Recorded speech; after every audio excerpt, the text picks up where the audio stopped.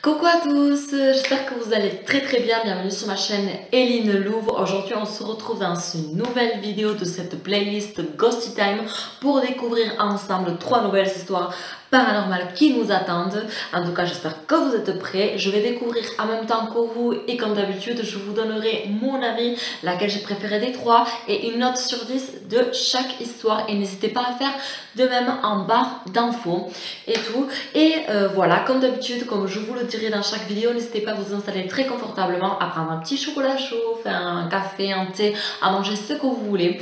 Moi, juste un petit chocolat froid parce que j'adore ça. Et des petits bonbons, voilà. Et du coup, on va découvrir ça tout de suite. Donc, ambiance et c'est parti.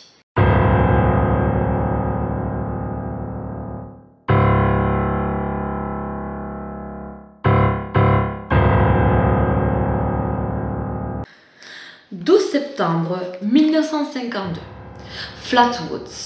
Quand ils voient cet objet volant les survoler et disparaître derrière les collines, ils sont d'abord intrigués. Peut-être un peu effrayés. En tout cas, ils le sont assez pour aller chercher du renfort avant d'aller voir. À la maison d'Aimee, Edward, Fred et Tommy s'arment donc de lampes torches et convainquent leurs amis Neil et Ronnie de les accompagner dans les collines. La mère, May, Kathleen et Ginny Lemon, jeunes réservistes de la garde nationale américaine, viennent en renfort. À mesure qu'ils approchent du lieu où l'objet a dû tomber, la brume se fait plus épaisse. Une odeur de métal brûlé se dégage et leurs yeux sont irrités. Est-ce cela qui rend le chien si nerveux? Pourquoi aboie-t-il soudainement? Et pourquoi s'enfuit-il? Malgré tout, ils décident de continuer l'ascension de la colline. Arrivés au sommet, ils découvrent à quelques mètres une boule de la taille d'une maison. Elle l'irradie d'une lumière rouge. Malgré la peur, le petit groupe s'approche. Soudain, Ginny sursaute. Un bruit, 2 yeux jaunes fixent la petite assemblée. Pour Ginny, c'est un animal, un raton laveur peut-être. Il n'y a aucune raison de s'inquiéter. Mais en déplaçant sa lampe du dit animal, Ginny éclaire une nouvelle forme qui marque les esprits à jamais. La créature est immense, au moins 3 mètres de haut, et ses grands yeux semblent déchirer la brume de leur lumière. Autour de sa tête rouge, on distingue une sorte de casque ou de coiffe avec des pics noirs. Quant à son corps, les récits divergent. Pour certains, il n'a pas de bras. Pour d'autres, il a comme des petites serres pointues. Ginny pense que la créature est faite de métal. Il s'agit donc, pour lui, d'une machine plus que d'un être vivant. Qu'importe sa nature, elle flotte à quelques mètres du sol et s'approche doucement mais inexorablement du petit groupe terrifié qui prend la fuite dans un mouvement désordonné. Le shérif Carr, accompagné d'un groupe d'hommes armés, se rend sur place dès l'appel de Kathleen. C'était pas Kathleen? Bon, Kevin ou Kathleen, je sais plus. Sur les lieux, il n'y a plus rien. Ne subsiste que l'odeur de métal brûlé, intense et écœurante. Les témoins sont traumatisés. Leurs états psychologiques et physiques ainsi que leur nez et yeux irrités rappellent aux médecins les maux dont souffrent les personnes qui ont été exposées au gaz moutarde. Les enfants pressentent aussi une sorte de film gras sur la peau. Le monstre, ou quel que soit le nom de l'apparition qui a été à Flatwoods cette nuit-là, n'est jamais réapparu. Voilà pour la première histoire.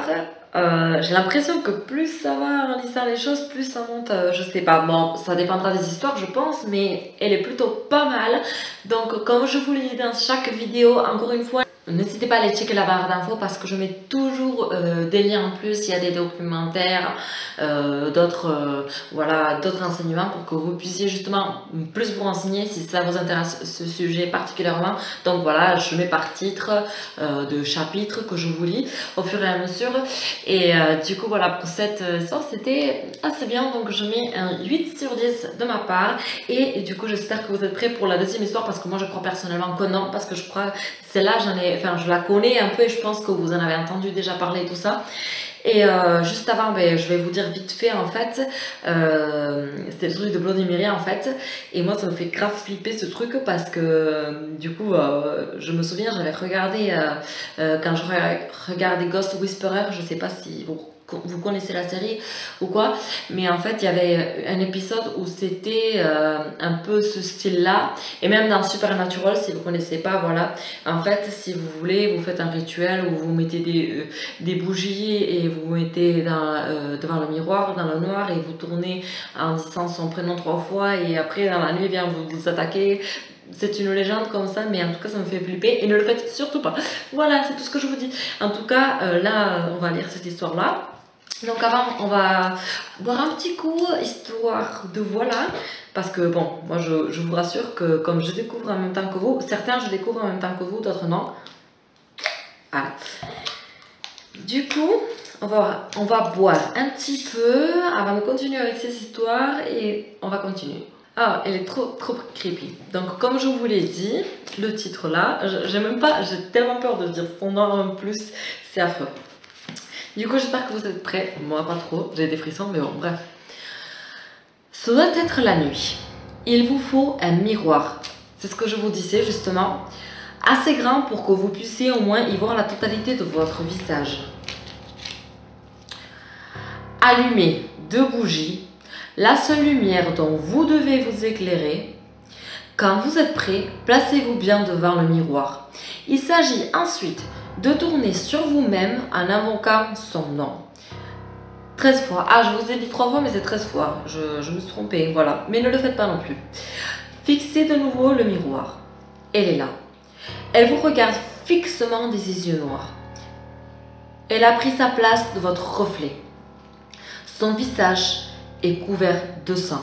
Sa main, qui sort du miroir, vous cherche. Elle veut vous amener avec elle. Oh mon Dieu! Voilà, enfin, c'est tout pour cette histoire. Mais déjà, je trouve ça qu'elle est trop creepy. J'aime pas du tout, en plus l'image qu'elle a et tout ça, parce que bon, il y a une petite image, je sais pas trop si j'ai le droit de vous montrer pour les problèmes de droit d'auteur, comme vous savez. En tout cas, l'image, bon, est assez creepy quoi, et ne le faites jamais. Donc voilà pour cette deuxième histoire, moi en tout cas je la connais bien, je vous laisse en barre d'infos, je pense qu'il y a des films, je pense, je suis pas très sûre, mais si jamais, n'hésitez pas à checker, moi en tout cas je mets en...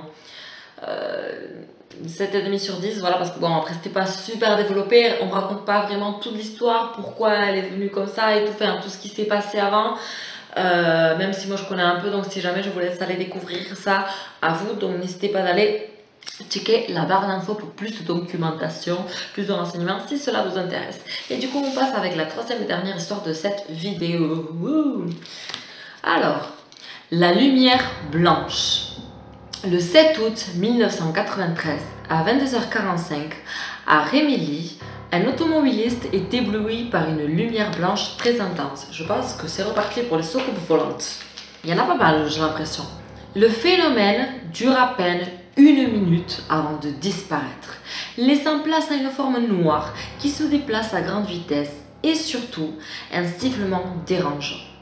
L'homme en est comme paralysé. Le lendemain, le témoin ne se sent pas bien. Il éprouve de violentes douleurs musculaires qu'il ne peut expliquer. Il revient sur les lieux et est pris d'intenses maux de tête. L'enquête démontre qu'aucun trafic aérien n'a eu lieu cette nuit-là.